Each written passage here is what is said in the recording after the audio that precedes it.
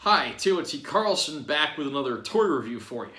Today we're going to be taking a look at this. My girlfriend actually just bought me two of these from the Disney store at the Outlet Mall here in Vegas because they had these on clearance. It's a figure of Captain Marvel. Captain Marvel, of course, got her own MCU, Marvel Cinematic Universe film in 2019, portrayed by Brie Larson, who reprised the role in Avengers Endgame. So, here's just a look at the figure. This figure retails for about $25 according to the back of the package, but these were on clearance for $8.98, so I actually got a pretty good deal on these. And she got me two of these, one that I can open for the purposes of this review, and one that I can keep in the package for collector's purposes.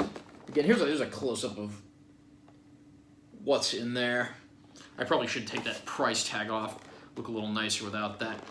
Yeah, oddly enough, there's no pictures of the actual figure on the box. There's just stock images of Brie Larson as Captain Marvel. I really wish that included some pictures of the figure on here. And another major issue I have is that this is on a card. It's not in a box.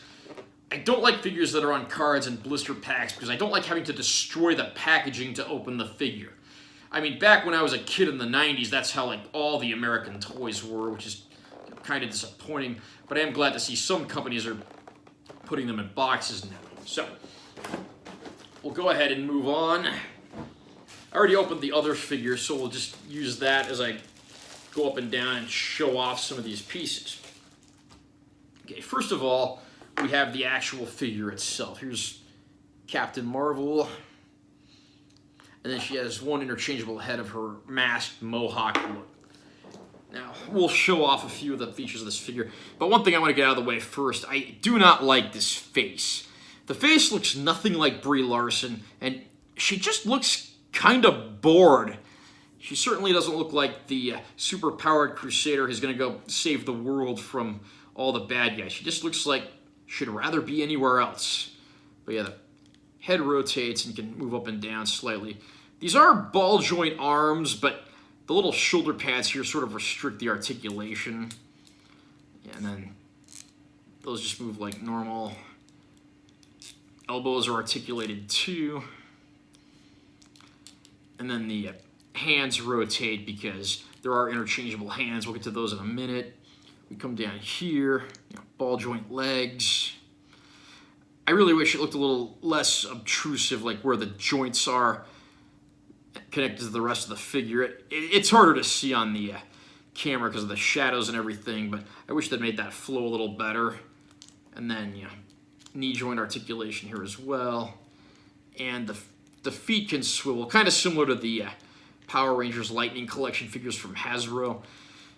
Actually, what was the name of the company that put out this figure? I should probably mention that because it's not one that I've reviewed before. It's Diamond Select Toys. Again, I've heard that name before, but I've never reviewed anything by them. Yeah, if you look right here on the box of the one that I kept in the box, right there is their logo, Marvel's logo. And then there's a comic book shop finder thing there as well. And then she's also got holes in her feet for, display on, I guess, stands and play sets and things like that. Before I move on and show off some of the other accessories, I'm going to take off her head and I'm going to interchange this with the mohawk mask head. I strongly prefer this head because she doesn't look as bored or vacant with this particular head. Now, there's a little peg here where the head's going. This moves around, and it makes it kind of hard to get the heads on and off the figure. So once I get this one on, I'm probably just going to keep it on there because I'm not a fan of that bored expression that looks nothing like Brie Larson. Okay. And there we go. We got her mohawk look now. And let's see what else we get with this figure. There's also some stand pieces. These are somewhat similar to the stands they include with the SH Figuarts figures, which I've reviewed a few of those on this channel, but there's some plates here.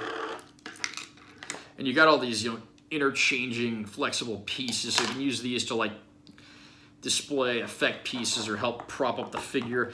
Disappointingly, the figure comes with no instructions of any kind, so I actually tried sticking one of these in the figure to try to prop it up. It was too heavy, and I ended up breaking off one of the pieces. You can kind of see on the end where that sort of broke off there in her back. Yeah, if you look at the back of the figure, there is a hole in her back, which I assume is for use with the stands in one way or another.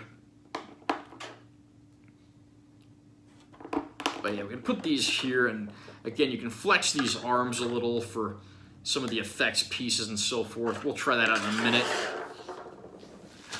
And then over here, we've got all the interchangeable pieces and effect pieces. She also comes with a miniature of Goose the cat. I like that they included that. That's a nice little display touch. There's these energy pieces here. I'm guessing these are just supposed to clamp on to like her wrists and legs. And these are pretty flexible. I'll try snapping these on here.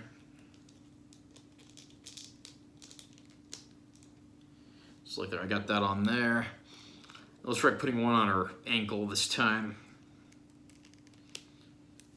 And there we are with that. So if you want to try different things with displaying the figure, that's something that's nice to consider.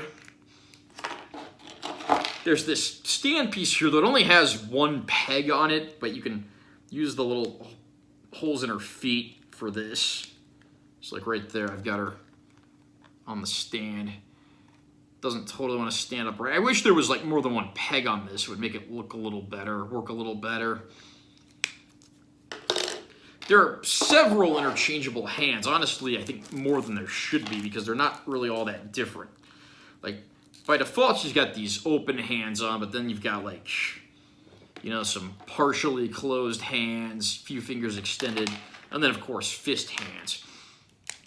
So I'm going to interchange one of these fist hands, and we'll try on some of the energy effect pieces. There's a smaller one here, so we'll just stick her fist in there. And it looks like she's firing an energy blast. And if you look at this effect piece there, you can see a little hole in the bottom that goes along with the stands here. And like I said, unfortunately, they didn't include any instructions, so I'm still kind of figuring out these stands and how they work. We'll try the other one real quick. But anyway, you get the idea here. You can interchange those stand pieces. You can stick it in the little thing on the bottom here and use this stand to stand her up. And then there's also a much larger energy blast effect piece here. This one is way larger, so you definitely need to have the stand to prop this one up. So how do I feel about this figure overall? Honestly, I'm not thrilled with this figure. Like I said, first of all, this head just looks terrible. It looks nothing like Brie Larson, and she looks bored. The Mohawk helmet head here looks much better. I like that they included some of the interchangeable hands like we've got here, but there's just too many sets of hands, and most of them really aren't that different. There's no instructions included of any kind as to how to use the stands and such, so you kind of have to do trial and error to figure out what works best. And the figure, you know, it's pretty decently articulated. It does feel a little hollow and maybe kind of cheap. I mean, these retailed for 25 bucks, and I got these on clearance. My girlfriend got them for me for like $9 on clearance. I think for that price, it's not a bad buy, but this is not something that I would rush out and purchase unless I found it, you know, again, on clearance. Captain Marvel is certainly one of my favorite MCU characters, one of the most powerful, and not to mention one of the most beautiful. It's just a shame that this figure doesn't quite do her justice, although, again, for the budget price that I got this for, it's not terrible. And one other thing, too, I forgot to show this off earlier, but there's a little insert in here. It also has a mailer on the back, but you fold this open, it's got to look at some of the other Marvel toys that this company Diamond has made. Something here stating it's a licensed Marvel product, some more pictures of Marvel stuff. And there's just sort of a questionnaire there if you want to fill that out and turn it in. Have you had a chance to pick up this Captain Marvel yet? Did you find a decent deal on it? Are there any other Captain Marvel figures out there that you think are better than this one? Comment down below and let me know what you think. Also, remember to subscribe to my channel because I'm always posting new content, and give this one a like if you find it helpful. I'm Taylor T. Carlson, and I will see you next time.